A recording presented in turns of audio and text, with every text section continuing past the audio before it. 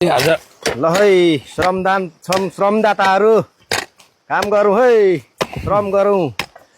यहाँ हामी बेलाका 5 मा आज हामी बाटो बनाउँदैछौँ। यो भुतिया दह जाने बाटो यस्तो छ। यहाँ चाहिँ बाटो छैन। यता तलतिर देखाउनुहोस् त खोला। यहाँ चाहिँ यस्तो छ है मित्रहरू। अब हामीले श्रम गरेरै देश बनाउनु पर्छ। अब किन भन्दाखेरि हाम्रो देशमा बजेट छैन। देश खोक्रो बनाए हाम्रा भ्रष्टाचार गर्ने नेताहरूले। अब के गर्नु, देश त बनाउनु पर्यो। त्यसका लागि अब हामीले यसरी काम गर्नु पर्दैछ।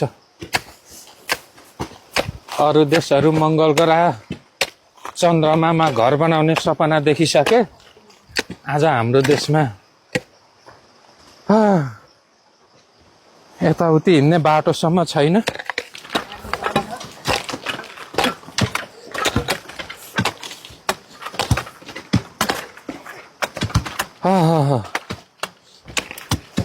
यसलाई यो ढुङ्गालाई यहीँ गाह्रो लगाइदिनु पर्छ होला है। यता पनि देखाइदिउँ न अलिकति कस्तो छ।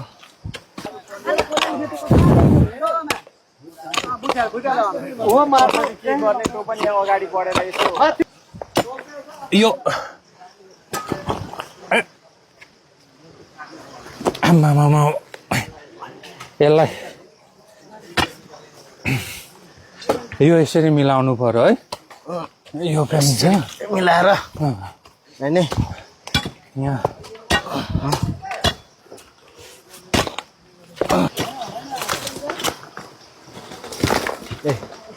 लाग्छ है खुट्टामा। यो ढुङ्गालाई त यहीँ अल्झाउनु पर्छ होला है। यहीँ त्यतिर मिलाएर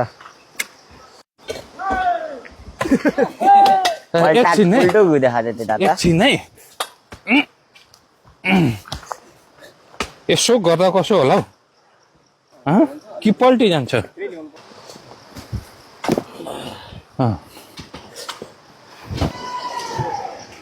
भाइ ए नमस्कार है दाजु, सेवा है। ल है यो त यही है ल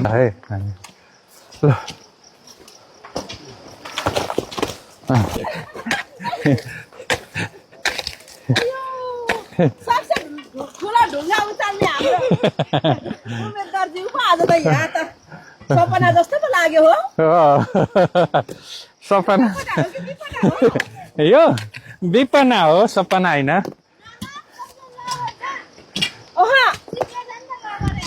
आमामा भुटियाको पाखामा हाम्रो उम्मेदवारज्यूलाई देख्दा त अनि यो लड्छ कि होइन? लड्दैन, आउनु नलड्ने बनाएको छौँ क्या हामीले। जानको माया लाग्छ। लु पानी अहिले लेख्छिन् ल।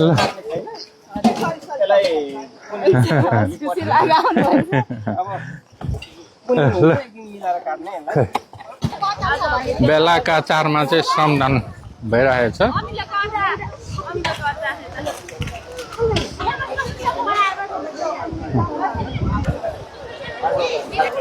मिनु चामलिङ राई हिजो उहाँ पनि के हो त पर्छ। ल यो नुन 5 नम्बरमा खटिराख्नु भएको छ है, श्रम गराइराख्नु भएको रहेछ। हाम्रो श्रम संस्कृति पार्टीमा हामी मङ्सिर 16 गतेदेखि नै लागेको वार्ड नम्बर 5 बेलका नगरपालिका हाम्रो होइन। बेलचा सहयोग आएको हो। हाम्रो दाइ उहाँको नाम चाहिँ के हो? राजेश किन्डो उम्मेदवार है। रामकुमार राई। बेलाका कति हो तपाईँ? 8 हो। ल बेलाका 8 बाट हाम्रो लाग्यो हामीले बाटो बनाएर फर्काउँदैछौँ है। यस्तो छ, श्रमदाताहरू पर पुगिसकेको छ है। अहिले सदा यो खोलै खोला हिँड्नु पर्थ्यो।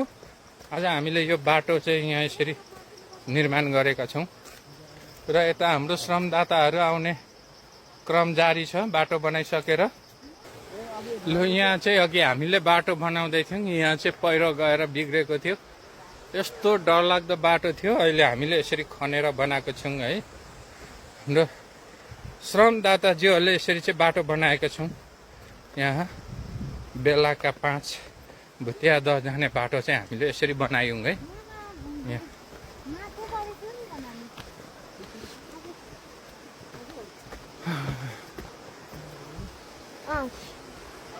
यहाँ चाहिँ यस्तो डरलाग्दो बाटो थिएन बाटो यहाँ चाहिँ डाँडा थियो यसरी चाहिँ खोदेर हामीले बाटो बनाउन सफल भयौँ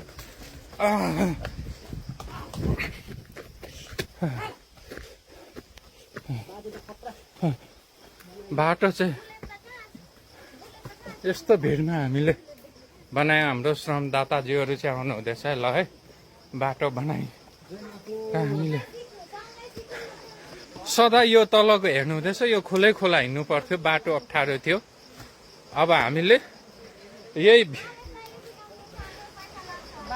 बाटो भित्ता पनि हो बाढी आयो भने हिँड्नु पाइँदैन थियो होइन अहिले बाटो बन्यो राम्रो भयो नि होइन ल खुसी लाग्यो सजिलो भयो दाउरा ल्याउनु बाख्रा चलाउनु सबै सजिलो भयो राम्रो भयो ल